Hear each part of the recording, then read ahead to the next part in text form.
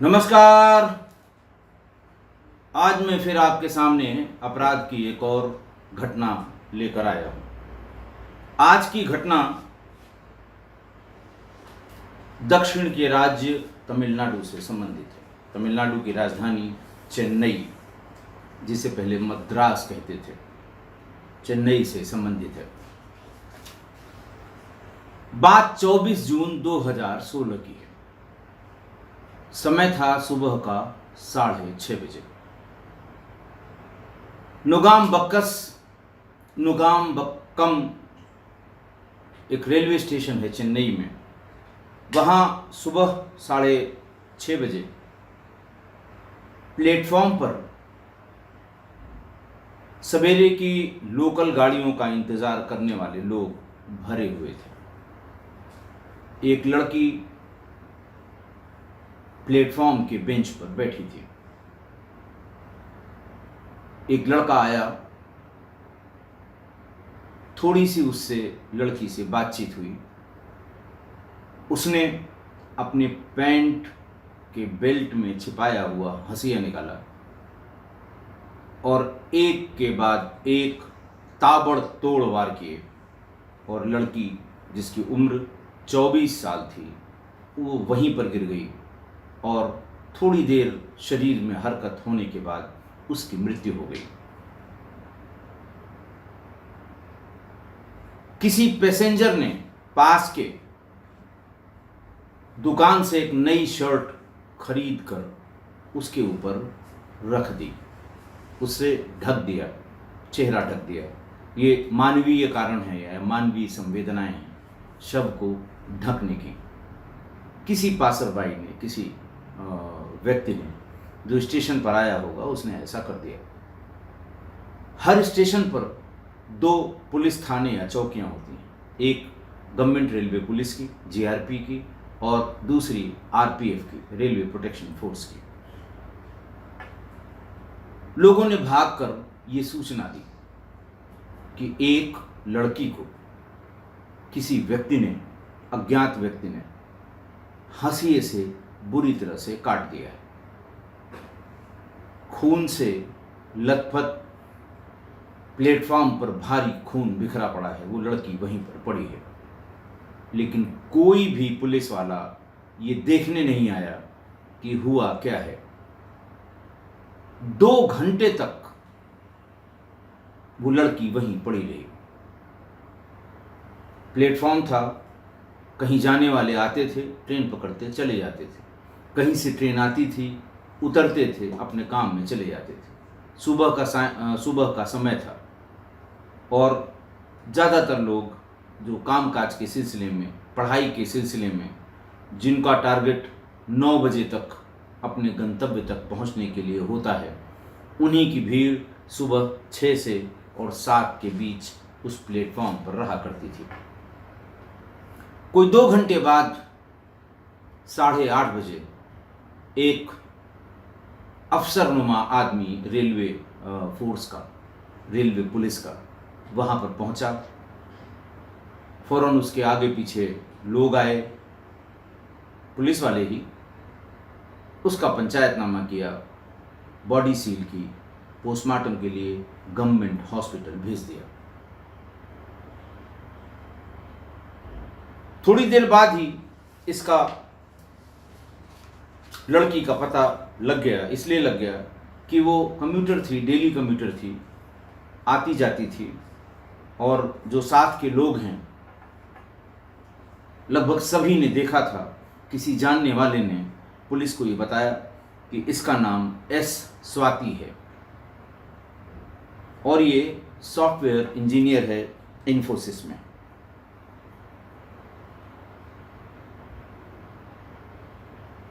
इसके बाद उसके परिवार के लोग वहाँ पर आ गए। परिवार के लोगों में उनके पिता संथाना गोपाल कृष्णन, जो ESIC employees state insurance corporation के एम्प्लॉय थे और रिटायर हो गए थे। उन्होंने बताया कि स्वाति ने अपनी बैचलर्स डिग्री कंप्यूटर साइंस में धनलक्ष्मी कॉलेज से 2014 में ली थी। 2014 की पास आउट धनलक्ष्मी कॉलेज से कंप्यूटर साइंस की बीटेक। उसके बाद अन्ना यूनिवर्सिटी में उसने ओरेकल का कोर्स किया उसी साल, और तुरंत बाद ही उसका इन्फोसिस में एज सिस्टम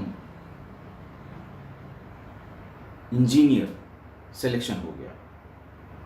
मैसूर में इन्फोसिस ने उसकी ट्रेनिंग कराई और उसके बाद उसकी पोस्टिंग वहीं चेन्नई में हो गई। वो लगभग रोज उसी समय पर स्टेशन आती थी। करीब 20 मिनट बाद उसे ट्रेन मिल जाती थी और वो वहाँ से अपने गंतव्य को चली जाती थी।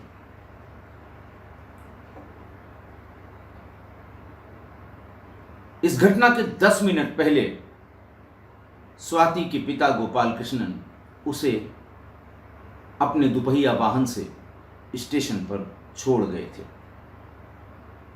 महिंद्रा वर्ल्ड सिटी में इन्फोसिस का ऑफिस था और वो प्रतिदिन ट्रेन पकड़कर महिंद्रा इन्फोसिस की तरफ जाती थी। मौका वारदात पर जो लोग थे, रेलवे पुलिस ने ढूंढ के उनसे पूछताछ शुरू की। लोगों ने बताया कि करीब 6:30 बजे की बात होगी और ये जैसे ही आकर बेंच पर बैठी है वैसे ही वो लड़का आया और उसने हंसिया निकालकर लड़की के ऊपर ताबड़तोड़ वार किए और 6:45 यानी कुल 15 मिनट में वो वहां से भाग गया। स्टेशन पर मौजूद 2 लड़कों ने उसे पकड़ने की कोशिश भी की, लेकिन वो रेलवे ट्रैक क्रॉस करके और रेलवे स्टेशन के किनारे वाली दीवार को फांद के आगे भाग गया या चला गया। पुलिस, वो लोग जो उनका पीछा कर रहे थे, वो बीच में ट्रेन आने की वजह से उस दीवार तक या जहां से वो कूदे थे वहां तक नहीं पहुंच पाए। रेलवे पुलिस के इस एटीट्यूड का suo motu cognizance Madras high court ने लिया और उसने कंडेम किया कि 2 घंटे तक एक बच्ची की लाश पड़ी रही और कोई भी नहीं आया। मद्रास हाई कोर्ट ने यह भी कहा कि वो इंटरवीन करेंगे, वो दखल देंगे अगर उन्हें लगेगा कि इन्वेस्टिगेशन कमज़ोर है, सुस्त है, ढिलाई है और सही तरीके से नहीं हो रही है, क्योंकि जो एटीट्यूड रेलवे पुलिस का था वो अक्षम्य अपराध है। हल्ला गुल्ला प्रोटेस्ट जब बहुत ज़्यादा हुआ तो 24 की इस घटना को 27 जून 2016 को सिटी पुलिस को, रेलवे पुलिस से हटाकर सिटी पुलिस को दे दिया गया। जब तक सिटी पुलिस के पास ये विवेचना पहुंचती, गवर्नमेंट रेलवे पुलिस जीआरपी ने स्टेशन पर लगे हुए, प्लेटफॉर्म पर लगे हुए सीसीटीवी कैमरों की 2 सीसीटीवी फुटेज जारी कर दी, जो सोशल मीडिया पर भी आ गई और पुलिस के पास भी पहुंच गई। उसमें एक व्यक्ति जो डार्क कलर का था और हरी और सफ़ेद रंग की चेक की शर्ट और काले रंग का पैंट पहने हुए था। पिक्चर जो रिकॉर्ड हुई थी या सीसीटीवी में जो वीडियो मिली थी वो बहुत ज़्यादा क्लियर नहीं थी, लेकिन इतना क्लियर था कि हरे और सफ़ेद रंग की शर्ट और काले रंग की पैंट पहने हुए ये व्यक्ति था। पुलिस के पास क्लू के तौर पर या शुरू करने के लिए सिर्फ एक यही सबूत था, हरी चेकदार शर्ट और काली पैंट।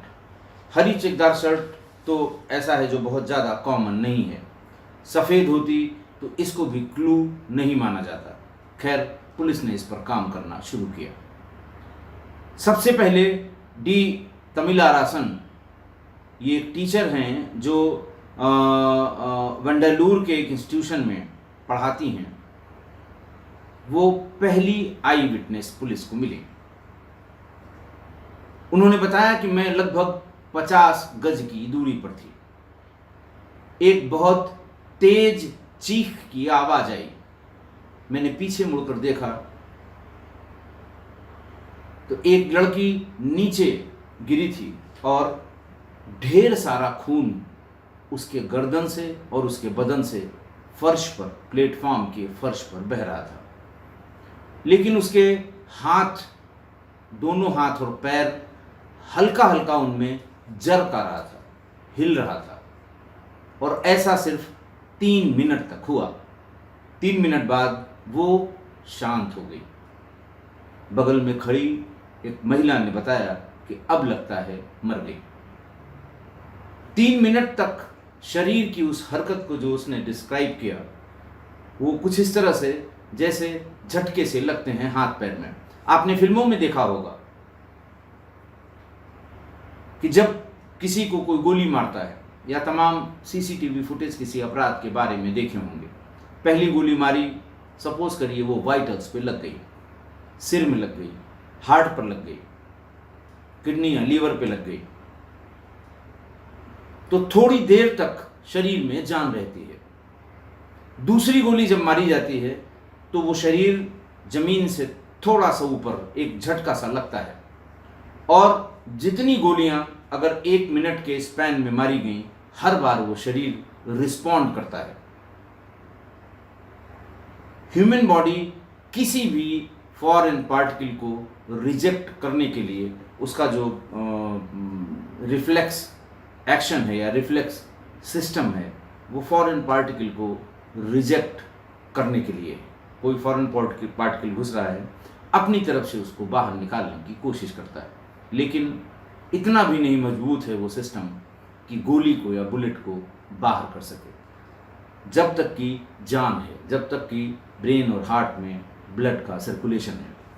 इसी तरह की बातें, इस तरह की गवाही लगभग 60 लोगों ने, जो उस समय या तो किसी ट्रेन से उतर रहे थे या किसी ट्रेन पर चढ़ रहे थे, पुलिस ने रिकॉर्ड की। वही लोगों ने बताया कि जिन 2 लड़कों ने इसका पीछा करने की कोशिश की, वो जब नीचे रेलवे लाइन पर कूदा, ट्रैक पर, तो पीछे से रेलवे ट्रैक की गिट्टियां मारने का भी प्रयास किया। लेकिन जब तक वो अगले प्लेटफॉर्म पे चढ़ता और उसके बाद के ट्रैक पर पहुंचता, तब तक इन दोनों और उस अपराधी के बीच में एक रेलगाड़ी आ गई, एक ट्रेन आ गई। और उसके बाद जब वो ट्रेन चली गई, तभी लोगों ने पूछताछ की तो सामने की तरफ दीवार को फांद कर वो दूसरी तरफ निकल गया। जो गाड़ी उस समय आई थी, उसकी सब ट्रेन की लोकेशंस बाद में इन्वेस्टिगेशन में लाई गई। चेंगलपेट की तरफ से वो गाड़ी आई। जब ये लड़के जो पीछा कर रहे थे, और चूंकि दिन की बात है, सुबह 6 बजे की बात है, हजारों लोग आने जाने वाले थे, सब ने ये मंजर देखा था। और तमिलारासन का जो ये आई विटनेस अकाउंट था, ये पहला और सबसे इम्पोर्टेंट आई विटनेस अकाउंट उसका रहा होगा। बाकी और जो पैसेंजर्स उस एग्जैक्टली टाइम पर आए गए, अगले दिन और उसके अगले दिन, पुलिस ने, चूंकि कोई क्लू पुलिस के पास नहीं था, उन सब से बातचीत पुलिस ने की, उनसे पूछताछ की। ये घटना प्लेटफॉर्म नंबर 2 की थी और सभी लोगों ने लगभग वही बात बताई। कोई 50 गज की दूरी से देख रहा था, कोई 25 गज की दूरी से देख रहा था, और इसी बीच उनकी ट्रेन आ जाती थी, वो चढ़ के चले जाते थे। दूसरी ट्रेन जो आती थी, जिसमें लोग इस प्लेटफॉर्म पे उतरते थे, थोड़ी दूर जाकर देखने का प्रयास करते थे, उधर मुँह करके चले जाते थे। लगभग सभी लोगों ने टाइमिंग वही बताई, 6:30 बजे, शरीर की हरकत 3 मिनट तक, और 6:45 पर उस एसेलेंट का, उसका भाग जाना। शरीर पर वही हरे रंग की चेकदार हरे सफ़ेद चेक की शर्ट और काले रंग की पैंट। बात करते करते जो रोज के कम्यूटर थे, पुलिस के बयान में ये बात आई कि 6 जून या 7 जून को ठीक इसी समय पर स्वाति ट्रेन पकड़ने के लिए आई थी। उसके आए हुए 3 ही 4 मिनट हुए होंगे कि एक नौजवान लड़का उसके पास पहुंचा और उसने कई झापड़ स्वाति को रसीद कर दिए।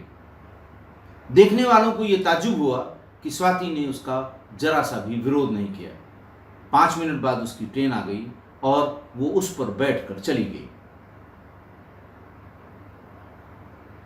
जो लोग उसके साथ उस डिब्बे में अक्सर सफ़र किया करते थे जाते समय, उनके लिए ये बहुत ताज्जुब की बात थी। शक्ल से पहचानते थे, ये जानते थे किस स्टेशन पर उतरेगी। उन लोगों के बीच ये बात रहस्य की तरह रही कि आखिर लड़की ने जरा सा भी इसका विरोध क्यों नहीं किया। चुपचाप बैठी और चली गई। जिन लोगों ने वो दोनों घटना देखी थी, यानी थप्पड़ मारने वाली, ये बात 6 या 7 जून की है और 24 जून की ये घटना है हत्या वाली, उन लोगों ने बताया कि ये दोनों लड़के, जिसने थप्पड़ मारा था और जिसने जान से मारा, ये दोनों एक नहीं थे। जिसने थप्पड़ मारा था वो साफ रंग का था, खिले हुए कलर का जिसे कहते हैं, गोरा तो नहीं लेकिन गेहुआ कलर था। और जिसने मारा था उसका रंग हर आई विटनेस ने गहरा डार्क काले से थोड़ा अच्छा कलर जिसे कहते हैं, काले और गेहुआ के बीच का कलर था। पुलिस का भी मानना था और लोगों का भी मानना था कि स्वाति इन दोनों को जानती थी, वरना वो जरूर संघर्ष करती, वरना वो जरूर इसका विरोध करती। बहरहाल बात करते करते एक जिसे कहते हैं एक क्लू ये मिला कि स्वाति के साथ इंफोसिस में काम करने वाला लड़का मोहम्मद बिलाल, उसने ये बताया कि स्वाति पिछले 2 महीने से अक्सर एक लड़के का जिक्र करती थी जो उसका पीछा करता था। ट्रेन के कंपार्टमेंट में भी पीछा करता था, घर से आते समय रेलवे स्टेशन तक पीछा करता था और कभी कभी ट्रेन से उतरने के बाद इंफोसिस के उस ऑफिस तक भी उसका पीछा करता था। पुलिस को थोड़ा सा उम्मीद लगी कि हो सकता है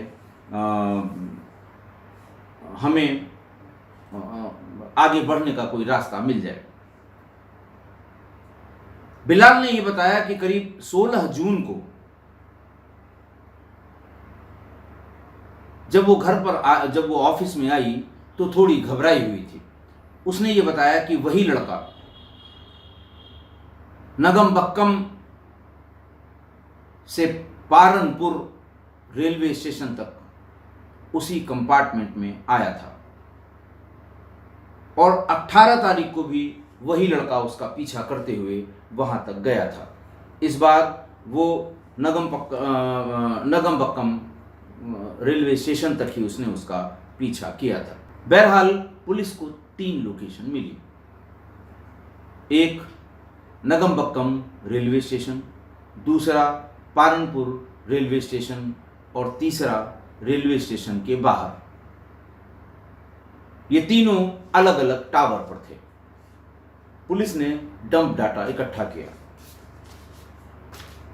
घटना के दिन और उस समय पर इनकमिंग और आउटगोइंग कॉल्स जो उस टावर पर से आई या रिसीव की गई, उसका डाटा इकट्ठा किया गया। ये इतना आसान नहीं था। इस डाटा में करीब 5 लाख कॉल्स पुलिस को मिली। पुलिस की कई टीमों ने दिन रात इस पर मेहनत की। मेहनत करने के बाद कुल 48 नंबर ऐसे मिले जिनकी टाइमिंग एग्जैक्टली वैसे ही मैच कर रही थी जैसे स्वाति की टाइमिंग थी। जैसा बिलाल ने बताया था कि जब उसने बताया कि आज वो यहाँ से चढ़ा था, आज वो यहाँ तक आया था या आज उसने फला जगह से मेरा पीछा किया था। उनमें से एक नंबर, अच्छा 48 जो नंबर मिले, पुलिस ने युद्ध स्तर पर उन सभी 48 नंबरों के फिजिकल वेरिफिकेशन का काम शुरू किया। सबसे पहले उनके जो customer identification, customer application form Kaif कहते हैं, उसमें उनके नाम, पते और एड्रेस वेरिफिकेशन के लिए या एड्रेस प्रूफ के लिए जो कुछ डॉक्यूमेंट दिया गया होगा उसकी जांच शुरू कर दी। उसमें से एक कस्टमर वेरिफिकेशन में, customer application form CAF Kaif कहते हैं इसे शॉर्ट में, उसमें एक व्यक्ति का पता साउथ तमिलनाडु का निकला और उसकी CDR से ये पता लगा कि वो चुलाईमेडु जिस इलाके में S स्वाति रहती थी उसी इलाके से में वो कहीं पर रहता था और उसकी और स्वाति की लोकेशन जैसे ही स्वाति निकलती थी और उसकी लोकेशन भी CDR के हिसाब से उसी के आसपास रहा करती थी, आगे पीछे। इसका पता तब लगता है जब टावर चेंज करता है, विक्टिम भी और मुलजिम भी। पुलिस इस नतीजे पर पहुंच गई कि जो भी व्यक्ति है वो इसके घर के पास ही रहता है। खैर, पुलिस ने अपना टेक्निकल इनपुट वाला इन्वेस्टिगेशन जारी रखा, लेकिन इस बीच में कुछ टीमें बनाकर जो ये जगह थी चुलाईमेडु, उसमें चारों तरफ से एक एक घर का वेरिफिकेशन शुरू किया। ये जो सेल टावर्स, जो टावर्स हैं, उसके सेल नंबर 3 पर से वो हमेशा कॉल रिसीव करता था और कॉल सिग्नल्स वहीं से भेजता था। तो थोड़ा घेरा कम हुआ और 800-900 मकान या 800-900 जगहें जो उसमें आती थीं, पुलिस ने एक एक को वेरीफाई करना शुरू कर दिया। इसी में पुलिस को ये सफलता मिली कि एक आदमी फोटो उस आदमी की जो बनाई गई थी, जो पुलिस ने बनाई थी या जो पुलिस ने अपने एक्सपर्ट से बनवाई थी आई विटनेसेस के साथ, चूंकि आई विटनेसेस संख्या में बहुत ज़्यादा थे, इसलिए फ़ोटो की परफेक्शन, जो स्केच बनाया जाता है उसकी प्रोबेबिलिटी ज़्यादा होती है। अगर एक या दो आदमी ही आई विटनेस होता है मुलजिम का, तो उसका फ़ोटो का जो एक्यूरेसी है वो कम होती है, क्योंकि क्रॉस चेक करने के लिए बहुत ज़्यादा लोग नहीं होते हैं। करीब 60 आई विटनेस ऐसे थे जिन्होंने उसको चाकू मारते हुए और भागते हुए देखा था।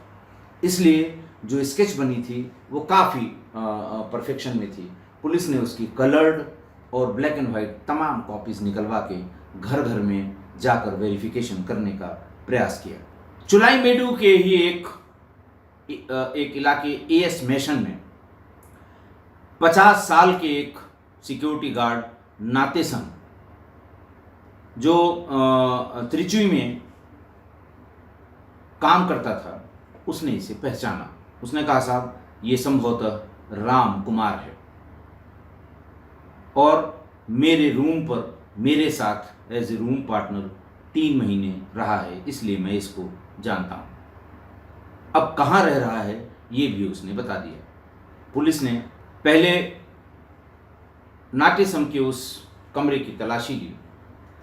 वहाँ वो ग्रीन कलर की चेक शर्ट मिल गई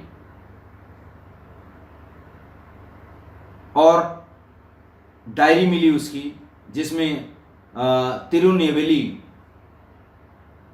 का एड्रेस भी उसका मिल गया।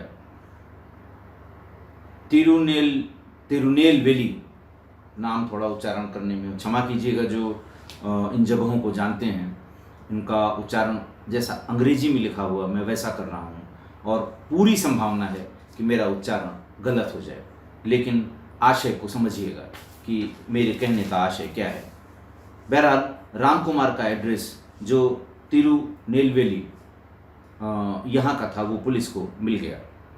पुलिस कमिश्नर फौरन सुपरिंटेंडेंट ऑफ पुलिस तिरुनेलवेली से उन्होंने संपर्क किया और टेनकासी के इंस्पेक्टर बाला मुरुगन उनसे संपर्क किया उस एड्रेस का जो उसकी डायरी में मिला था। 1 जुलाई 2016 को दिन में करीब 11:20 पर बाला मुरुगन जो इंस्पेक्टर थे तेनकासी जो मोहल्ले जो थाने का नाम है, वो तमाम अपने अधिकारियों के साथ मीनाक्षीपुरम के उस मकान पर पहुंचे जिसका पता डायरी से मिला था, राम कुमार की डायरी से। पुलिस ने मकान को चारों तरफ से घेर लिया। भागने की कोशिश की राम कुमार ने, और भागने की कोशिश में ही उसने ब्लेड से अपने गर्दन पर कई कट लगा लिए और काफ़ी ब्लीडिंग होने लगी। पुलिस उसको फौरन हॉस्पिटल ले गई और वहाँ डॉक्टर्स ने बताया कि सरवाइव कर जाएगा, वाइटल्स नहीं कटे हैं, ब्लड सही समय पर आप ले आए हैं, ज़्यादा ब्लीडिंग को हमने रोक लिया है, और हुआ भी यही।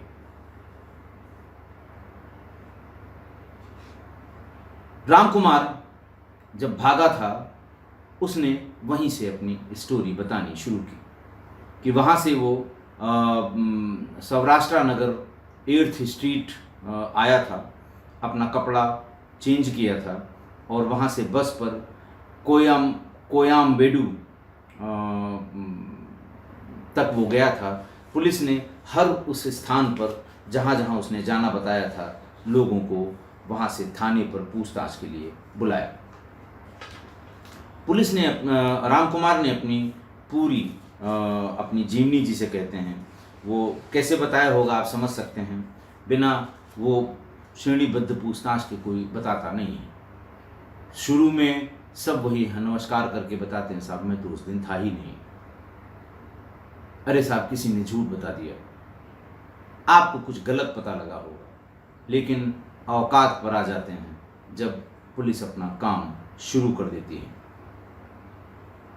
राम कुमार ने बताया कि वो मीनाक्षीपुरम की ही उसकी पैदाइश है, जो तिरुनेलवेली जिले का एक छोटा सा गांव है तमिलनाडु में। उसके पिता BSNL में एक एम्प्लॉय थे, परमाशिवम उनका नाम था, वो भी रिटायर हो चुके। राम कुमार ने 2011 में अपनी स्कूलिंग ख़त्म करने के बाद 2015 में मैकेनिकल इंजीनियरिंग में B.Tech की डिग्री ली।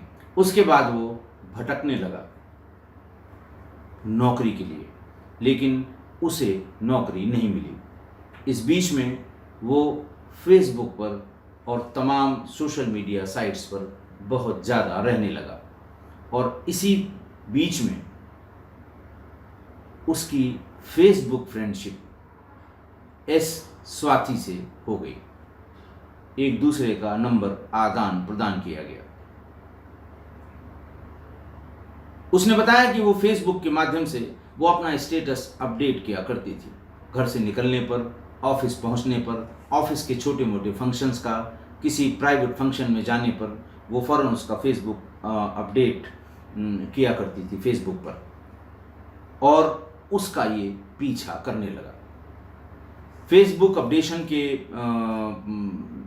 की जानकारी करते करते उसे लगभग वो सारी जगहों की जानकारी हो गई जहाँ स्वाति जाया करती थी। उसने कोशिश की कि वो फिल्म इंडस्ट्री में काम करना शुरू कर दे ताकि वो स्वाति के और नज़दीक आ जाए। जहाँ स्वाति का ऑफिस था, हॉलीवुड वहाँ से बहुत दूर नहीं था। लोगों ने बताया कि अकेला रहने वाला, और किसी ने तो ये भी कहा कि आदमी फ्रेंडलेस था, इसका कोई दोस्त हो ही नहीं सकता। धीरे धीरे वो उसका एक तरफा प्यार कह लें या उसका एक तरफा प्रयास कह लें, वो बहुत जिसको ये कहते हैं कि सिर पर सवार होकर बोलने लगा। पहली बार उसने एक मंदिर में, चूंकि वो उसी का पीछा करता रहता था, तो वहाँ एक मंदिर में पहला उसने बताया कि साहब मैंने उसी मैसन में जहाँ पर ये रहती थी उसी के पास एक छोटा कमरा ले लिया और मैं हर दिन उसकी एक झलक पाने के लिए उसके ऑफिस जाने और उसके ऑफिस आने के समय हमेशा मौजूद रहता था और मैंने हर दिन जाने और आने की उसकी मोबाइल में दूर से तमाम फोटोग्राफ्स भी खींच रखी थी। सबसे पहले उसने उस मंदिर में जहाँ ये जाया करती थी, उस मंदिर में जिसका नाम पेरुमल टेम्पल था, निकलते समय इसने रास्ते में रोककर अपने प्यार का इजहार किया और जवाब में स्वाति ने इसे थप्पड़ रसीद कर दिया और ये कहा कि अपनी शक्ल देखो, अपने कपड़े देखो। ये सुनकर वो बड़ा आहत हुआ। फिर उसके बाद धीरे धीरे उसने उसका पीछा करना और बढ़ा दिया। फेसबुक से उसने स्वाति ने इसको अनफ्रेंड कर दिया। ये दूसरी आईडी से उससे संपर्क करने की कोशिश करने लगा। वो बराबर इसके शक्ल और इसके कपड़ों पर इसे ताने देती रही और ये कहती रही कि तुम बेकार में मेरा पीछा कर रहे हो, कुछ नहीं हो सकता इसमें, मैं तुम्हारी तरफ देख भी नहीं सकती। एक बार उसने ही बताया ये कि एक बार वो एक छोटे से ठेले पर इडियप्पम चुलियामेडू में ही इडियप्पम खा रही थी और तभी ये आ गया और उसने वहाँ आकर अपनी बात जोर जोर से कहनी शुरू की। शायद उसके पीछे रीज़न ये था कि वो ये चाहता था कि और लोग भी सुने, लोग नज़दीक आएँ और उसकी बात को सुने, लेकिन तब फिर स्वाति ने उसे 2-3 थप्पड़ जड़ दिए। इसी बीच में आसपास के लोग इकट्ठा हो गए और फिर ये वहाँ से भाग गया। उसी दिन से स्वाति ने स्टेशन जाने के लिए और स्टेशन से घर आने के लिए अपने पिता गोपाल कृष्णन की सहायता लेनी शुरू की, क्योंकि वो पीछा करने से परेशान हो गई थी। बहरहाल सारे एविडेंस पुलिस को मिल गए, चार्जशीट सबमिट हो गई और इसी बीच 18 सितंबर 2016 को राम कुमार की जेल के भीतर डेथ हो गई, मृत्यु हो गई। पुलिस ने उसका ये कारण बताया कि इसने बिजली के एक नंगे तार को चबा लिया और जिसकी वजह से इसकी मृत्यु हो गई।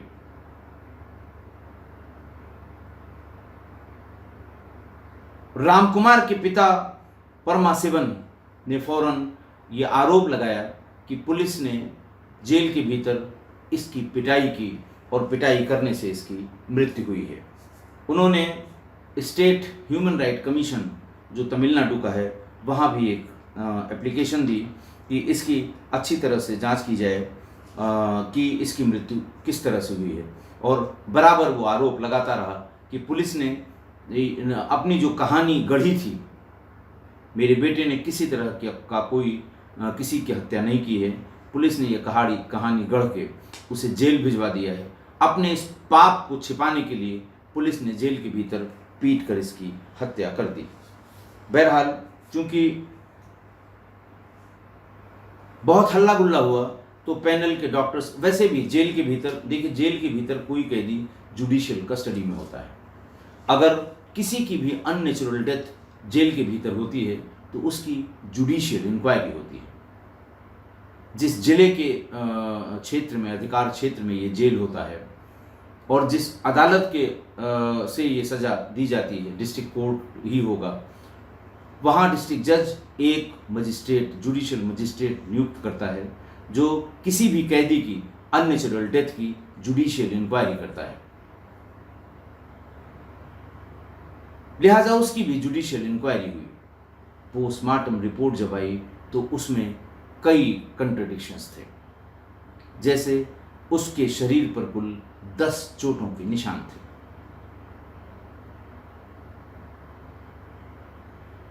चूंकि मजिस्ट्रियल इंक्वायरी थी उसमें हिस्टोपैथोलॉजी के एक्सपर्ट्स को ये कहा गया कि जो चोट हैं वो कैसी आई हैं, और अगर उसने मुंह से बिजली के नंगे तार को छुआ है तो उसका क्या क्या और कैसा कैसा असर होना चाहिए।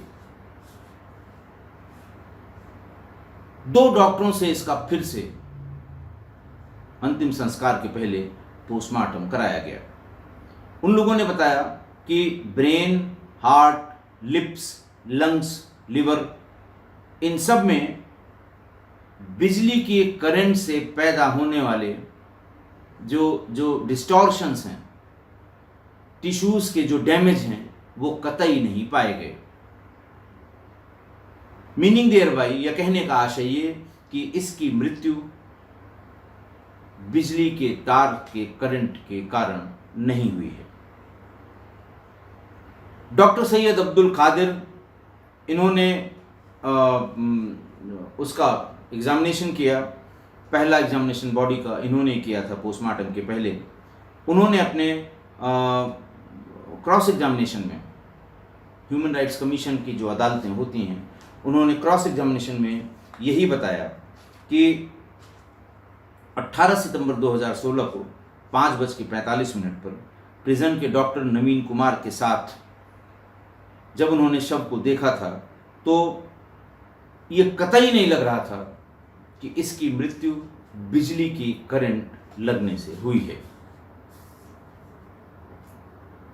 इससे तमाम लोगों को बहुत बल मिला। स्टेट ह्यूमन राइट कमीशन ने इसी पर अपनी जांच पड़ताल शुरू कर दी। फिर उसके बाद doctor S Selva Kumar, professor and head of toxicology, forensic medicine and toxicology, Kilpauk medical college Chennai में, उनसे इसका री एग्जामिनेशन कराया गया। उन्होंने बॉडी का जब री एग्जामिनेशन किया, और सेल्वा कुमार ने ये बताया कि जब कोई आदमी जिंदा होता है उसको किसी ऑब्जेक्ट से हिट किया जाता है या करंट लगेगा किसी सॉफ्ट पार्ट पर, तो वो हिस्सा उसका बल्ज करता है, फूलता है, स्वेलन हो जाता है। और अगर चोट, इन 10 में से 1 चोट उसकी होंठों पर थी, लेकिन वो स्वेलिंग उसमें बिल्कुल नहीं थी। डॉक्टर सेल्वा कुमार ने ये साबित करने की कोशिश की कि चेहरे पर पहुंचाई गई, या जो पोस्टमार्टम में लिखी गई चेहरे की चोट, ये पोस्टमार्टम है, यानी मरने के बाद पहुंचाई गई है। उन्होंने कहा कि 4x1 सेंटीमीटर साइज का निचले होंठ पर जो कटा निशान है उसमें कतई स्वेलिंग नहीं है, और वो अपने एक्सपीरियंस और दावे से कह रहे थे कि ये मरने के बाद पहुंचाई गई चोट है। इसी तरह की 12 दूसरी चोटों के बारे में भी उन्होंने बताया। बहरहाल तमाम ऑर्गेनाइजेशंस खड़े हो गए, तमाम विरोध प्रदर्शन, किसके लिए? राम कुमार की मृत्यु के लिए।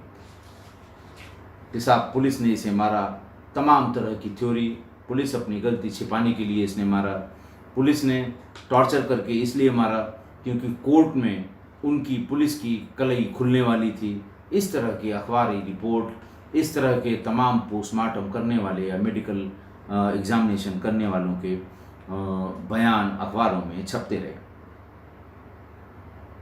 National secretary for people's union for civil liberties, बहुत फेमस ऑर्गेनाइजेशन है PUCL, इसके जो नेशनल सेक्रेटरी थे S बालामुरुगन, उन्होंने भी ये डिमांड की कि साहब इसके मृत्यु की ठीक तरह से जांच की जाए।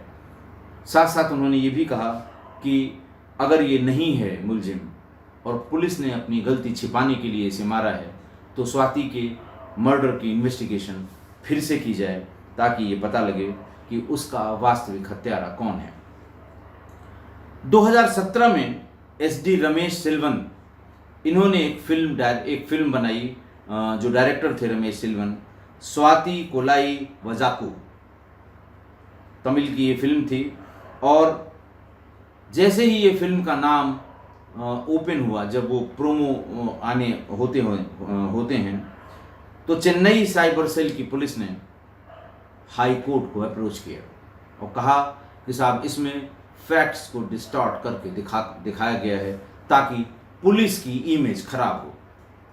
ऐसे में पुलिस का काम करना दूभर हो जाएगा। हाई कोर्ट ने इस बात को माना और ये कहा कि ये बिल्कुल सही है कि अगर आप इस तरह की बातें जो आपने प्रोमो में लिखी हैं दिखाएंगे, इससे पुलिस का मोरल डाउन होगा। बहरहाल 2020 में स्वाति कोलाई वजाकू यह टाइटल इस फिल्म का बदला गया और इसका नाम नंगा बकम रखा गया, जो रेलवे स्टेशन का नाम था। 2020 में आज की घटना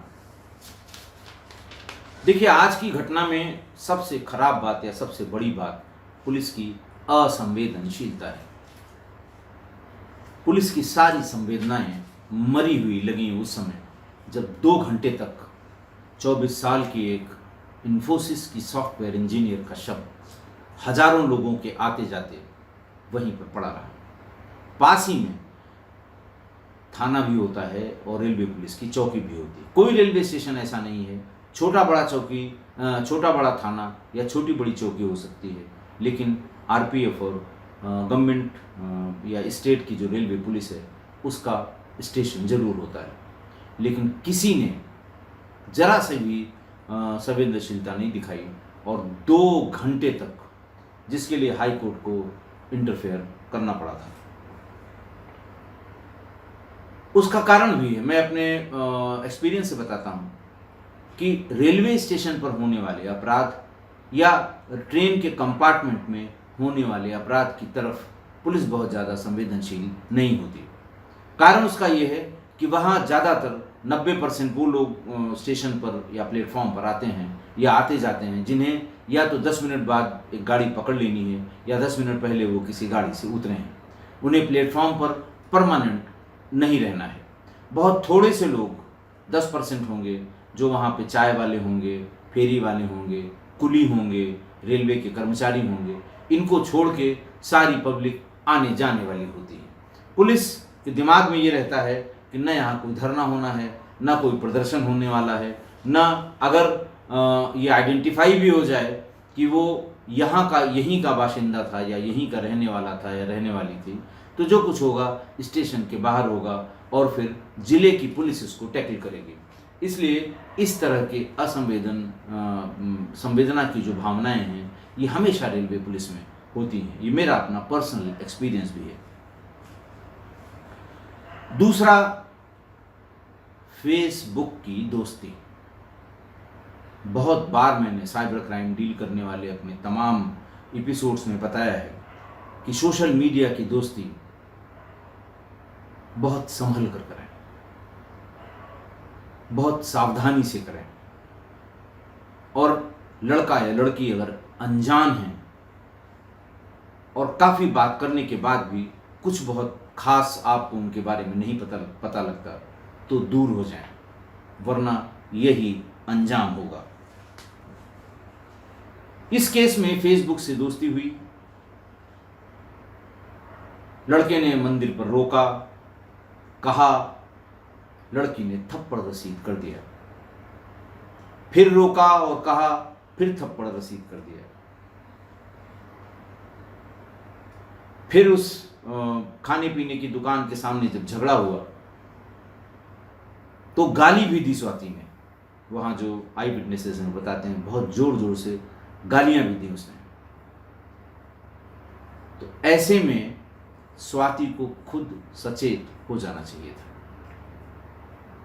पता नहीं उसने अपने पिता को ये बात बताई थी कि नहीं बताई थी, लेकिन इतना प्रोटेक्शन पिता से जरूर मांगा था कि मुझे स्टेशन तक छोड़िए और स्टेशन से मुझे ले आइए।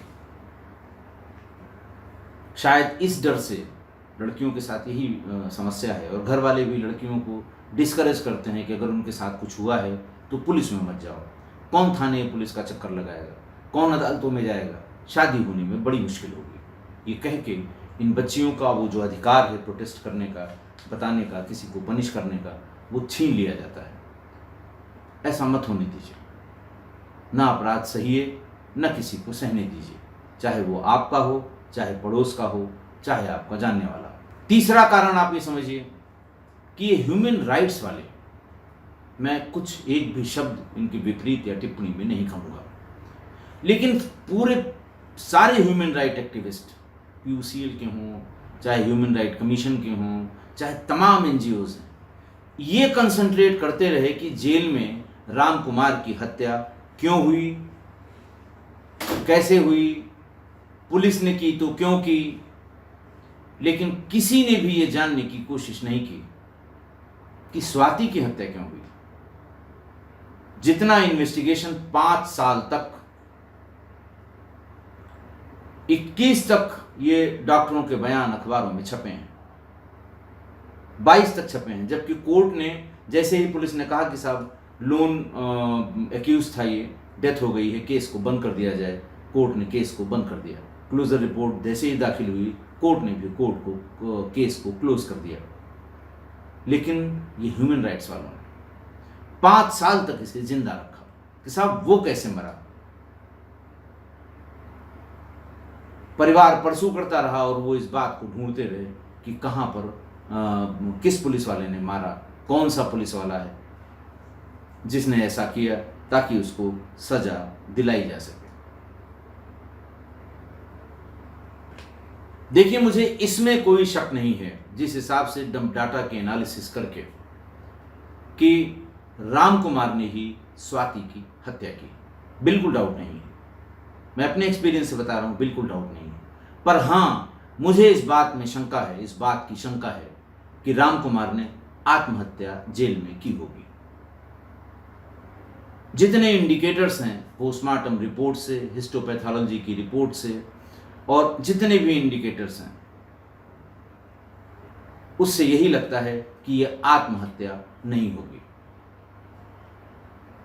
यहां मैं एक बात और बताना चाहता हूं कि ऐसा भी हो सकता है कि जेल का कोई इनमेट या जेल का कोई कर्मचारी, जिसके अपने घर में किसी बहू, बेटी या बच्ची के साथ इस तरह की घटना हुई हो, तो उसने ये काम कर दिया हो बिना किसी के नॉलेज के। मैं इसलिए दावे से कह रहा हूं कि बाराबंकी में बात है 2004 और 2006 के बीच की, 4-5 आत्महत्याएं हुई। मैं एडिशनल SP था वहां पर। मैंने अपने तमाम एपिसोड्स में जो बाराबंकी का ड्रग्स का कारोबार है उसके बारे में बताया है, और जेल से कैसे वो चलता है ये कारोबार, ये भी बताया है। इसलिए जब बाद में पता लगा कि जेल का एक वार्डन, जिसका एक जवान लड़का ड्रग एडिक्ट हो गया और 17-18 साल की उम्र में मर गया, तो वो जेल में आने वाले ड्रग के सप्लायर्स जितने आते थे, उन्हें किसी न किसी बहाने वो आत्महत्या की शक्ल देकर मार दिया करता था। और मैंने बताया कि जुडिशियल कस्टडी में हुई हत्याओं की जुडिशियल इंक्वायरी होती है। सबकी इंक्वायरी भी हो चुकी थी, ये बहुत बाद में पता लगा। फिर पुलिस कुछ कर भी नहीं सकती थी। जब सारी जुडिशियल इंक्वायरी में सारे लोग बरी हो चुके हैं, तो किस आधार पर मुकदमा कायम करेंगे। सिर्फ इतना हुआ कि वो जेल से हटाकर जेल हेडक्वार्टर पर ट्रांसफर कर दिया गया, और रिकॉर्ड्स में कहीं नहीं आया ये कि जितनी आत्महत्याएं वहां 4 या 5 हुई थी, वो सब किसी ने हत्या की थी।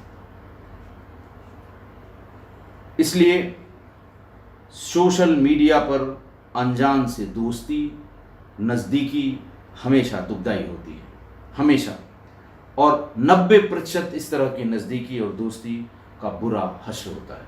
इसलिए इस मामले में ज़रूर सावधान रहें। आशा है आप इस बात से सहमत होंगे। आज के लिए इतना ही। बहुत बहुत धन्यवाद।